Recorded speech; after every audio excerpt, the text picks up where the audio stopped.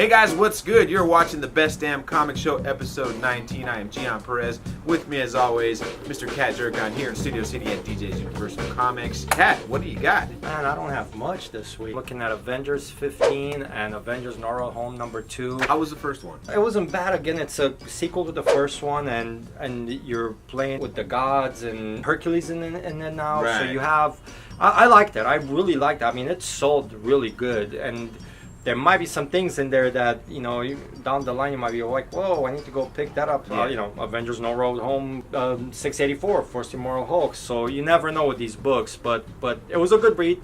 I liked it, and I'm loving Avengers, Jason Aaron with Blade. Again, those last couple issues had a couple of first appearances for some new vampire characters. So if there's ever anything, which nowadays with Marvel there is, Well, a new Blade movie as well. Yeah, so these are characters that people will be hunting down because they're badasses, and again, they're sold out. Second prints, third prints. Donny Cates back on that Deep Cates train. It's kind of been like a lull with him.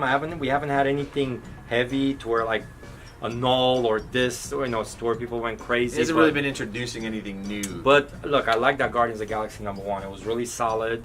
I'm looking forward to #2 comes out next week. Knowing him and his history, something's gonna be in there that is gonna catch people off guard.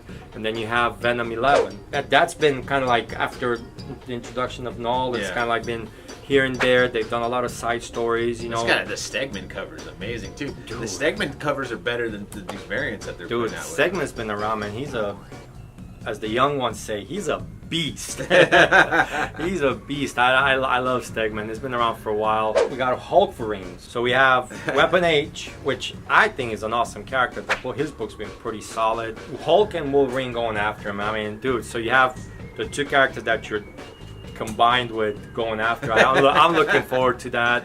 It's a mini series, so you don't have premise. You don't have a lot of vested time in it, but it should be great. I'm loving Miles Morales. Best 3 issues since his creation by Bendis. I know people say blasphemy. It's so funny that you remove Bendis from the equation, and all of a sudden you're about this character. Dude, he is so fun to read. I mean, especially after Spider-Verse, he is so much more interesting. Saladin Ahmed is doing a great job. I mean, it's like he's recreating Peter Parker, but not Peter Parker. He's given us what Bendis tried to, but no relation. It's a great read.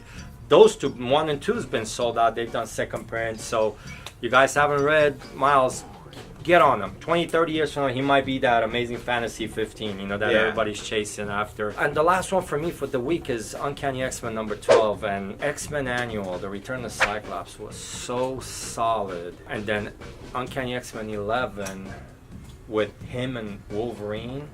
I was like, dude, that goes back to like Claremont days, the relationship. Cyclops is not that Bendis soldier, that madman that Bendis wrote him, and the stuff they did with him. It's a good read. I mean, so I'm back on that, and I've been saying for a while that watch out for the X-Men books.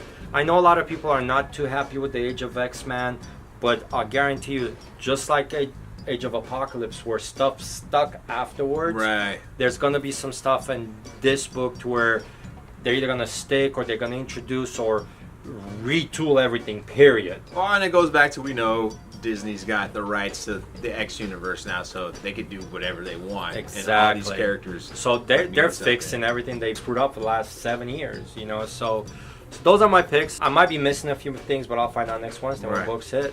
It doesn't look like you have much either. No. There was a couple DC books I looked at, but nothing really stood out. Like no big artist. Nothing, right? Yeah, except Nightwing 57's got a Jeff DeCall variant, which is... He's been around and nobody's picked up on him yet. He's got a lot of nice stuff. He's got a lot of nice stuff. As for Marvel, I got 2 Amazing Nightcrawler #1. I feel like In-Hyuk Lee, the only thing he's doing now is like connecting covers. Connected covers, yeah. So it's another connected cover by In-Hyuk Lee, but it's real nice stuff. You got Nightcrawler with a mustache, and then his sword is back, his pirate sword. Right. Kind of cool. So I'd like to see how that completes out, and then Hulkverine's #1 is a Dale Keown scroll variant. Which the cool thing about it is none of the characters are scrolls. There's just a scroll in it. It has them all like in test tubes. Right. And then the scroll's there with like their notepad. Keown, he did Hulk for a while, and again, talking about Hulk, there's your other connection. Yeah, I mean, when you think of Dale Cowan, you think Hulk in the 90s. Like, that was definitely Then Pitt. his thing. Oh, yeah, and Pitt, his own character. You get that Pitt bath anywhere, that's a nice little toy to have. But speaking of the Hulk, you've been talking up Immortal Hulk for weeks now. I'm not the only one, and people are catching on. Those back issues are climbing. I mean, they're on fire. The jump is insane. So why don't we go a little deeper into that? Let's do that. I've been talking about Immortal Hulk. I just ended up with the run, missing 4, but I said, let me read it because I'm out of the second trade paperback came out last week. We mentioned it, and man, this shit is good. No wonder this book is hot. I'm looking, number 1, $25-$30. Everything else, 15 and up. Number 2 is reaching 100. What makes this different than other Hulk books? Because, I'm used to Hulk getting angry and just smashing things and wanting to be left alone, having the military come after him every so often. He runs into a bad guy. First of all, print run. I think the print run is so low in these books. And although they have Alex Ross covers, again, like you said, Hulk, not necessarily the strongest. I mean, people buy it, but like, what do you do with Hulk? It's always like him getting angry, this, that, the other. And again, it always happens with any new series. The buzz is not off the number 1 right away. It takes at least 2-3 issues for it to catch on. And again, book caught on with, like, I think by issue 3 or 4, people were losing their minds over it. The caveat to that is there's tons of books with low print runs that aren't high. Right. So what's inside of these? It's just the angle that Al Ewing is taking the Hulk, and it started through that No Road Home storyline, because he wrote that with on the Avengers 684, where that's a hot book too, right? Yeah, because it's the first appearance of the Immortal Hulk. I think it was the whole thing with Hand resurrecting, because it all started with that. So I mean, you're getting into the monster side of the Hulk. Yeah. But he's a smart Hulk, and as of issue, I think it was 13 last week, him and Banner come to terms, and you get to see that he's always been there to protect Banner. Right. Where everybody else has been after him, Hulk was the only one that has been protecting Banner. And so there's still the conversation between personalities. But I mean, what they did as far as like killing him and them coming back, and Bruce is still Bruce, but there's stuff missing. It's like Hulk's the smart one. Oh. I mean, so they're kind of going back to almost. It's not like, for example, back in the late 80s. It's not the Peter 90s. David where Joe Fixit or Joe Fix It. Yeah. I mean, you see a very calculated, smart Hulk. This week we had the sequel, Avengers: No Road Home, and there's a sequence between Hulk, which is Immortal Hulk, and Hawkeye, and it's like, you killed me.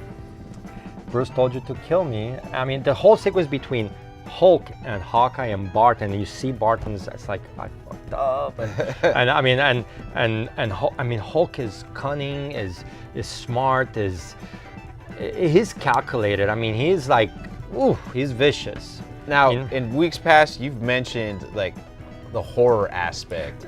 So how does that tie into this? The horror is because, again, it's like he comes out at night. Because I think in the original 60s series, he would turn at night. He was more horror, before they turned more like a werewolf. Like he would come out at night and Werehulk. And you got in one issue, I believe issue 8. I mean, you see him cut in pieces, and that's horror right there, somewhat, because again, how many superheroes do we see cut in pieces and in jars? You see how from issue 1 he played everybody to get to this point, to see what he's capable of, and as he's reintegrating himself from all these cut pieces, he absorbs, he kills the Swan scientist. As he's coming back together from all the jars, I mean, it's issue 8, so by now, if you haven't, I mean, again, he's getting himself to, and he's literally swallowed up the scientist. I mean, that's horror. That's like, I mean, and it's a line that Hulk crosses out where he's never intentionally killed. And even Bruce says, I mean, you're like,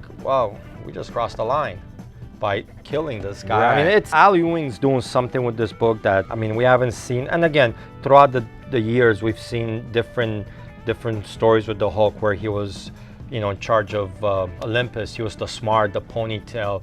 I mean, Peter David's run was one of the best runs in the Hulk, history. You know, Those all Maestros. Maestro. He was, he created that. I mean, you have that. Writers come along, they have this idea. Marvel lets them run on it, and man, it's a successful run so far. Well, I feel like Hulk is one of those. He's one of the original Marvel characters, and he needed a shot in the arm because this is a good shot. Kind of like, if they ever want to do a Hulk movie on itself, I'll pull them away from the Avengers, from the mainstream storyline that they have. You can do something like this. Right. Again, there's a underlying monster demon side to him, and he smells fear, he smells lies.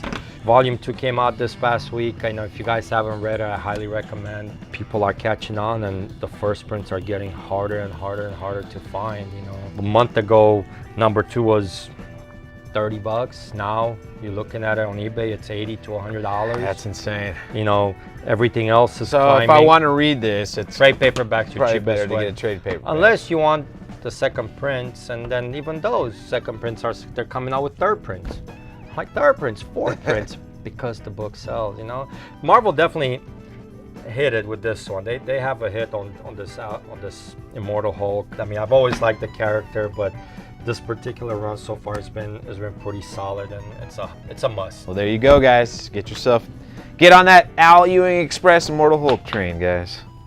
So Kevin Feige came out yesterday and said that this Captain Marvel movie is going to be the first of several female-led MCU films. So my question to you is, I think, to have fun with this, what character do you want to see on the big screen coming out of the MCU? I'd like to see a Storm movie. Well, see, I was gonna say that with the X-Men, but having them connected to Wakanda and Black Panther, like have them get married or something on the silver screen. They had a romance in the comics. Right, they exactly. were married. I wouldn't be surprised with the acquisition of Fox, and again, the X-Men fold officially being back in the Marvel MCU as of last week, I believe. Storm, Black lead character. Right. Who's a badass. Yeah. I wouldn't be surprised if Storm is one of the movies that we see out of that. I mean, I've always been a big fan of Rogue. A Rogue movie, especially if we see the connection between her and Mystique, which we haven't seen, which we didn't see in the old films at all. They had nothing. Because they have no idea how to do it. Right, exactly. I don't want to see Mystique as a good guy, by the way. I want to see Mystique back as a evil, villain. Conniving badass. Exactly. Speaking of evil, White Queen, pre her X-Men connection, Emma Frost. Hellfire. Yeah. There's the possibilities. The Hellfire, there's so much stuff. With the X-Men characters back in your fold, the possibilities are endless with these movies now. And I trust Kevin Feige, so far. He's done the work so far, yeah. Archie Comics came out and said that they're going to be retitling and renumbering. They're going to be basically rebooting their current line. Not the bestsellers, we know that, but they're important to the history of comics. Archie's as Americana as you can get. Right. You have to be careful how you reboot this product, but it could work. I mean, they have to advertise. I mean, you can reboot it all you want, but if you carry into the same 5 guys that come in your shop every week, that's all you're gonna get is 5 guys. Absolutely. That's the bottom line. So some advertising behind it would be great. And you brought that up before, and I feel like that is if they really want to keep these things alive, they need to do a better job of marketing. They need to operate marketing the product, not necessarily the brand, but the product. Comic books, consume it, eat it up, do whatever you want to do with it. Don't save it, burn it, whatever. Just fucking buy it and read it. Next up, this is big news for me. We were talking about this just a couple weeks ago. What is Marvel going to do with Conan? And sure enough, looks like they're gonna make an Avengers series with Conan. Has he ever been in the Marvel continuity at all like that? I'm pretty sure along the lines they've had crossovers. I'll eat anything as long as they can tie it in. Look, if I can read a book and be excited about a barbarian book, Exo-Man of War, where you have a guy that predates, like going back to the Roman Empire, being kidnapped by aliens, has this armor, and he's in modern times, I enjoy the book. I can probably enjoy Conan and the Savage. I mean, it looks like it should be written by Jerry Dugan. So how do you feel about that? He's not a bad writer. Okay. He's not a bad writer, and he's writing the Savage Sword. So look, they plan this stuff 5 years ahead of time. People are gonna scratch their heads, go, really? I'm intrigued by it. I'm telling you, they're gonna make it work. Looks like the lineup is Venom, Punisher, and somebody else in there. Savage. Brother Voodoo. Elektra, and Wolverine. So you got a bunch of killers. Yeah. Hey, I'm down with that. That's a good line. Frank. You got Wolverine. There's swords right there. Size. As long as they don't try to PG-13 it. I feel like I don't think they're gonna PG-13. I think they should. But you're not gonna push the envelope with it, and I think this is gonna be a good time. Both Savage Avengers. Yeah, I'm looking forward to it. Star Trek's getting developed into an animated series for Nickelodeon. Everything's dying. Nobody revitalizes characters. I mean, there's kids nowadays that don't know half the stuff we knew as kids. Right. There's kids don't know who the hell Looney Tunes are. The Disney characters, unless you go to Disneyland, there's nothing else. They don't know. They wouldn't know Donald Duck, or this or that. In order for something to survive, it has to be put out. Look at Batman. Batman comes back in animated series every generation. There's a new animated series for the next generation of kids. That way Batman stays alive. Yeah. You hook them up early, they'll remember this. We're not programmed to learn about our past. It's like, everything's about new product. Here, hey, this is new, buy my shit, but I don't want to buy your, I'm already used to this. Yeah. So if you don't bring it back to the next generation of consumer, your product is dead and forgotten, and it's going to be so much harder to sell it. And look at Star Wars. Star Wars is there constantly. Star Wars will never go away. There's a cartoon, there's this. Yeah. You know what I mean? What's Star Trek? They're going to have their own theme park inside of Disney. But, Star Trek's nothing. They cater to the same solid, faithful group, Trekkies, but nobody else. And those Trekkies are dying, and you need new people in it. Star Trek's it's an important franchise. It's about an allegory about basically world peace and unifying different people of different races, different religions. Now you're getting political, everything. But yeah, it's true. I think Star Trek is a super political show. Yeah. Under the guise of space travel. You know, and I feel like it's important for kids to kind of learn this stuff as well. And there's some great characters, especially if they're going to be using the original. Spock, Captain Kirk, Zulu, Scotty, or Sulu, excuse me. My dad is a huge Star Trek fan, so I grew up watching all the reruns with him, and then Star Trek: The Next Generation. I'm all for it. I'm all for revitalizing existing properties, so that way the next generation learns, because it's part of our culture, it's part of our history. Again, every week, support print, support your local comic book store.